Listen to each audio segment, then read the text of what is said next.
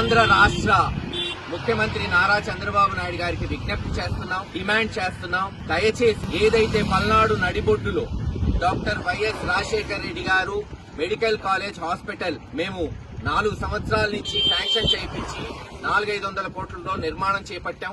90% hospital పూర్తయింది, 70% college పూర్తయింది. దయచేసి దీని మీద మీరు దృష్టి పెట్టి, ఇప్పటికే సంవత్సరం నుంచి స్థానిక శాసనసభ్యులు కానీ పార్లమెంట్ సభ్యులు ఎవరూ దీన్ని పట్టించుకోలేదు.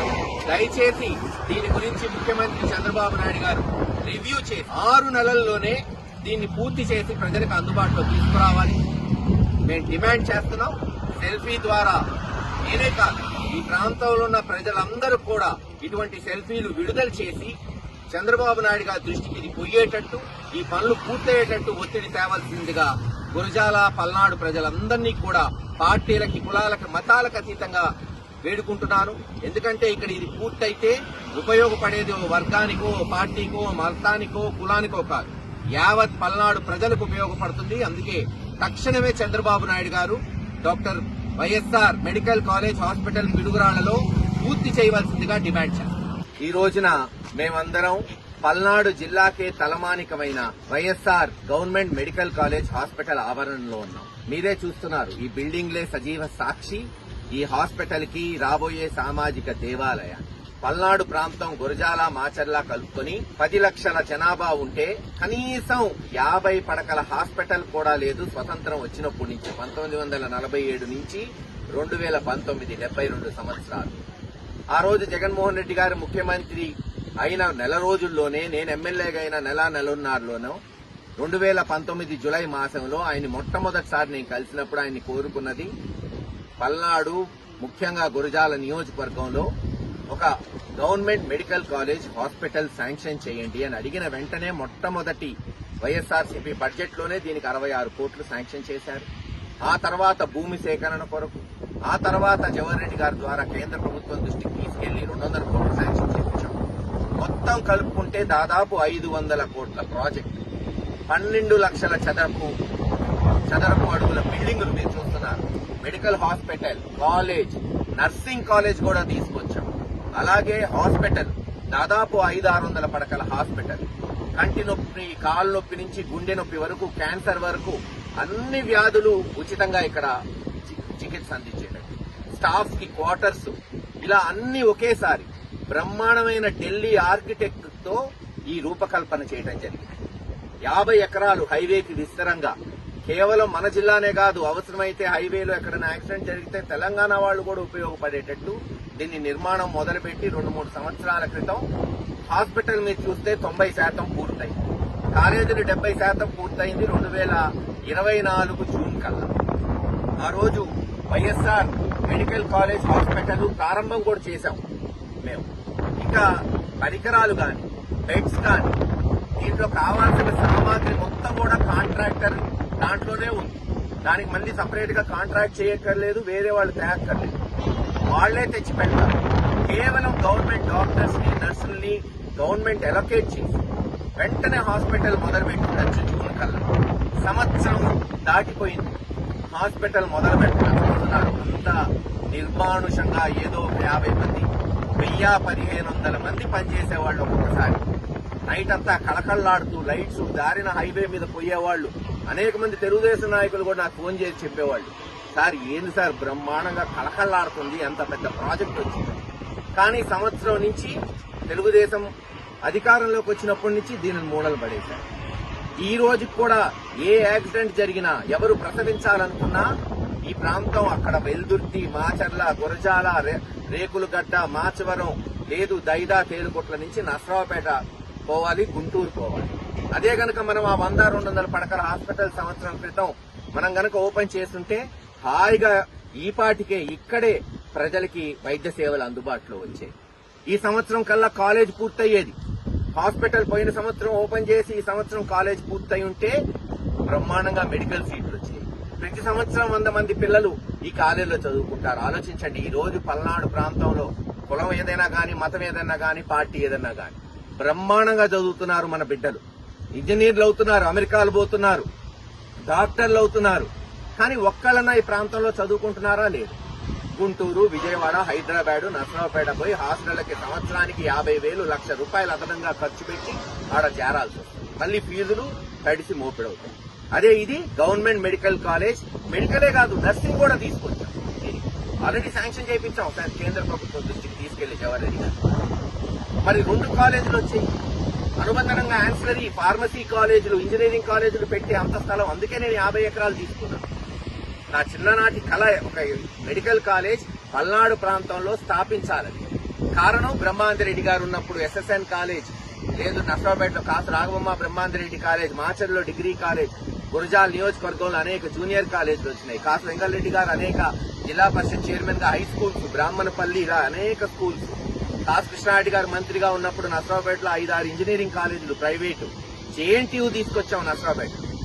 అలాగే నేను రాజకీయాల్లో వస్తే ఒక మంచి మెడికల్ కాలేజ్ తెస్తే దానికి బాగుంటుందని వాస్తవంగా నర్సరావుపేటలో ఒక 20 ఎకరాల్లో హాస్పిటల్ కూడా శాంక్షన్ చేయించాం లింగంగుంటలో. కానీ నా అదృష్టం జగన్మోహన్ రెడ్డి గారి దయ వల్ల గురజాలు రావటం, ఇక్కడ గెలవటం. ఇక్కడ ఇంకా ఆవశ్యకత ఎక్కువ ఉంది మెడికల్ కి, వైద్యానికి, విద్యకి. అందుకని పట్టుబట్టి సెంట్రల్ లో ఉంటుంది. ఇటు పిడుగురాళ్ల పట్టణం దగ్గర, రైల్వే జంక్షన్, రైల్వే స్టేషన్ దగ్గర, హైవే ఎదురు. ఇటు మాచవరం మండలం చూసుకుంటే వెనుకబడిన మాచవరం మండలం 4 కిలోమీటర్, దాచేపల్లి 10 కిలోమీటర్. అంతేకాదు మాచర్ల నుంచి కూడా అతివేగంగా గురజాల నుంచి రావాలని 400 కోట్లతో హైవే తీసుకొచ్చాం. అయిపోయింది కూడా హైవే. మీరు మాచర్ల గురజాల నుంచి 15-20 నిమిషాల్లో వచ్చేయచ్చు పాస్పై. ఇలా అన్ని మౌలిక సదుపాయాలు కల్పించాం. కానీ దురదృష్టకరం, 2019లో 19 తర్వాత మేము కట్టిన తర్వాత మొన్న 2024లో దురదృష్టకరం, తెలుగుదేశం ప్రభుత్వం వచ్చింది. ఎవరైనా సరే మంచిని ముందుకు తీసుకెళ్లాలి. గెలుస్తుంటాం, ఓడుతుంటాం, ఇవన్నీ సర్వసాధారణం ప్రజాస్వామ్యం. ఇప్పుడు ఏం చేస్తున్నారు తెలుగుదేశం ఎమ్మెల్యే, ఎంపీ? అసలు దీన్ని పట్టించుకోవట్లా. ఇప్పటి వరకు ఒక రివ్యూ లేదు. ఇంత పెద్ద ప్రాజెక్టు, 70% పూర్తయిన ప్రాజెక్టు కాలేజీలు, 90% హాస్పిటల్ పూర్తయి అందుబాటులో ఉన్న ప్రాజెక్టు. ఒక్క రోజన్నా రివ్యూ చేశారా? లేదు. మంచి చేస్తే తప్పేంటి? ఎవరు కడితే ఏముంది, ఎవరు పూర్తి చేస్తే ఏంది? ప్రజలకు అందుబాటులో వస్తాయి కదా. తక్షణమే ఈ నాయకులు ఎటు పట్టించుకోరు కాబట్టి వైఎస్ఆర్సీపీ పార్టీ డిమాండ్ చేస్తున్నాం. చంద్రబాబు నాయుడు గారు వెంటనే దీన్ని పునఃప్రారంభించి పనులు ఆపకుండా వేగవంతంగా చేసి ఈ 6 నెలల్లోనే పూర్తి చేయాలి, అందుబాటులోకి తీసుకురావాలి. దానికే ఈ సెల్ఫీల ద్వారా ముందు ఒక ఉద్యమం చేపట్టబోతున్నాం. అది ఈ రోజు నుంచే నాంది పలుకుతుంది. ప్రతిరోజు గురజాల నియోజకవర్గంలో ఉన్న వైఎస్ఆర్సీపీ నాయకులు మీరు రోడ్డు మీద నిలబడి సెల్ఫీలు తీసుకొని ఈ కాలేజ్ ఉన్న ఆవశ్యకత ప్రజలకు తెలియజేస్తూ ఈ ప్రభుత్వం మీద ఒత్తిడి తీసుకొద్దాం. అలాగే హైకోర్టులో కూడా ఒక ప్రజా ప్రయోజనాల రాజ్యం అయిపోతున్నాము. అందరం కలిసి వెంటనే ఇది పూర్తి చేయాలని ప్రెషర్ తీసుకురాబోతున్నాం గవర్నమెంట్ మీద.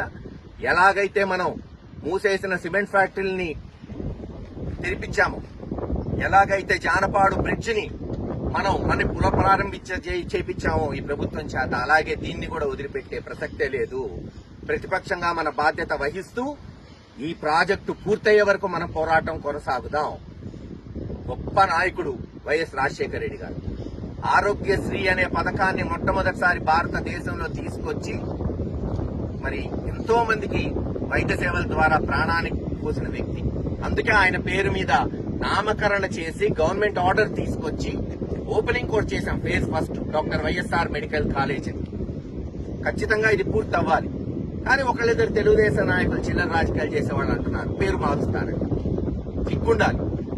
మీకు ధైర్యం ఉంటే పోయి చంద్రబాబు నాయుడు గారి దగ్గర పోరాడి మరొక మెడికల్ కాలేజ్ తీసుకురండి. పల్నాడుకి ఏం ఉండకూడదనేం లేదే. హైదరాబాద్ చుట్టూరు ఎన్ని గవర్నమెంట్ మెడికల్ కాలేజెస్ ఉన్నాయి? గుంటూరులో ఎన్నున్నాయా? 4-5 మెడికల్ కాలేజెస్ ఉన్నాయి. మరి మనకి 10-15 లక్షల జనాభా జిల్లా చూసుకుంటే దాదాపు 14 లక్షల మంది ఓటర్లు, 20 లక్షల జనాభాకి ఇది ఒక్కటే మెడికల్ కాలేజ్. ఇంకోటి పెట్టించండి, గురజాల మాచర్ల మధ్య పెట్టించండి, లేదు మాచర్ల నగరికల్ మధ్య పెట్టించండి. ఎవరు కాదన్నారు? మీకు ఇష్టం వచ్చిన పేరు పెట్టుకోండి. ఎన్టీ రామారావు గారి పేరు పెడతారా, చంద్రబాబు నాయుడు గారి పేరు పెడతారా, లేదు లోకేష్ గారి పేరు పెడతారా, పెట్టుకోండి. ఉన్నది పూర్తి చేయాలి. ఉన్న నాయకులకు గౌరవించుకోవాలి, ప్రత్యర్థులైనా గౌరవించుకోవాలి. ఎవరే చేశారు? ఇప్పుడు చూడండి, దాచేపల్లిలో పంచాయతీ ఆఫీస్ బిల్డింగ్ కి ఎరపతినేని శ్రీనివాసరావు గారు వాళ్ళ నాన్న లక్ష్మయ్య గారి పేరు పెట్టాడు. నేను ఎమ్మెల్యే అయిన కొత్తలో కొంతమంది చెప్పారు తీసేయమని. లక్ష్మయ్య గారికి ఏం సంబంధం సార్ దాచేపల్లితో? ఎమ్మెల్యే కాదు, మండల్ ప్రెసిడెంట్ కాదు, జెడ్పీటీసీ కాదు, కనీసం సర్పంచ్ కాదు అని నేను ఒకటే చెప్పా. చీచి అట్లాంటి చిల్లర రాజకీయాలు నేను చేయను. ఎవరు కట్టుకున్నది వాళ్ళు పేరు పెట్టుకుంటారు, అది వాళ్ళ ఇష్టం. ఏ పేరు పెట్టుకుంటారో వాళ్ళ ఇష్టం. నేనేమి మా నాన్న పేరో మా చిన్నాన్న పేరో నా పేరో పెట్టలా. మహానుభావుడు రాజశేఖర రెడ్డి గారి పేరు పెట్టి శాశ్వతంగా ఉండిపోవాలి. మరొకటి, దీన్ని ప్రైవేటైజ్ చేస్తారంట, ప్రైవేట్ వ్యక్తులకు అమ్మేసుకుంటారు. ప్రభుత్వం ఇంత డబ్బు పెట్టి పేద ప్రజల కొరకు తీసుకొస్తుంటే దీన్ని వాళ్ళు అమ్మేసి లంచాలు తీసుకుంటారంట. ఇదా రేపు రాబోయే తరాలకు ఎలా వైద్యం అందించేది? రేపు ఆ ప్రైవేట్ వ్యక్తి వచ్చి ఇక్కడ సీటు ₹1,00,00,000 అమ్ముకుంటాడు. కట్టగలుగుతారా? మాచవరంలో పల్లెలో ఉన్న విద్యార్థులు, పిడుగురాళ్లలో ఉన్న ఎస్సీ కాలనీ, మైనారిటీ కాలనీ, బీసీలో కాలనీ డాక్టర్ చదవాలనుకునే వాళ్ళు కట్టగలుగుతారా రేపు ₹1,00,00,000? అదే ఎంసెట్ లో ర్యాంక్ వస్తే 15,000కు చదువుతారు ఈ కాలేజ్. సంవత్సరానికి 15,000. ఈరోజు స్కూల్కి 15,000 అవుతుంది. అంత తక్కువ. ఖచ్చితంగా రేపు పేషెంట్లు మొత్తం ఫ్రీ. ఇప్పుడు ఆరోగ్యశ్రీ ఎత్తేస్తున్నాడు చంద్రబాబు నాయుడు గారు. అంటే రేపు ఎన్ని వేలు కట్టాలి ఇక్కడ చూపెట్టుకోవాలండి? అదే ప్రభుత్వ వైద్యశాల అయితే అంతా ఫ్రీ. మీరు ప్రైవేటైజేషన్ మీరు వెనక్కిపోవాలి. మీరు ఒకవేళ ఇచ్చినా రేపు 3-4 సంవత్సరాలు జగన్మోహన్ రెడ్డి గారు ముఖ్యమంత్రి అయిన వెంటనే క్యాన్సిల్ చేసి మళ్లీ దీన్ని ప్రభుత్వ హాస్పిటల్ గా నడిపిస్తాం, కాలేజీగా నడిపిస్తాం. ఏది ఏమైనా ఈ రోజు నుంచి ఈ సెల్ఫీ ఉద్యమాల ద్వారా ఈ కాలేజ్ పనులు ముమ్మరంగా సాగాలి, పునఃప్రారంభం కావాలి, 6 నెలల్లో పూర్తి చేయాలి, హాస్పిటల్ అందుబాటులోకి తీసుకురావాలని మా ప్రయత్నం ఉంటుంది, మా పోరాటం ఉంటుంది. కోర్టులో తప్పకుండా పబ్లిక్ ఇంట్రెస్ట్ లిటిగేషన్ వేస్తామని అన్ని విధాలుగా. ఆ తర్వాత ధర్నాలుంటాయి, రిలే నిరాహార దీక్షలుంటాయి. ఒక బాధ్యత కలిగిన ప్రతిపక్షంగా మా పోరాటం చివరిదాకా సాగుతుంది. ఈ హాస్పిటల్ పూర్తయి ప్రజలకు అందుబాటులో వచ్చే వరకు, మా కళ, చిన్ననాటి కళ సాకారం అయ్యే వరకు ఈ ప్రాంతంలో ఈ కాలేజీ రావాలని ఉంటుందని తెలియజేసుకుంటూ సెలవు.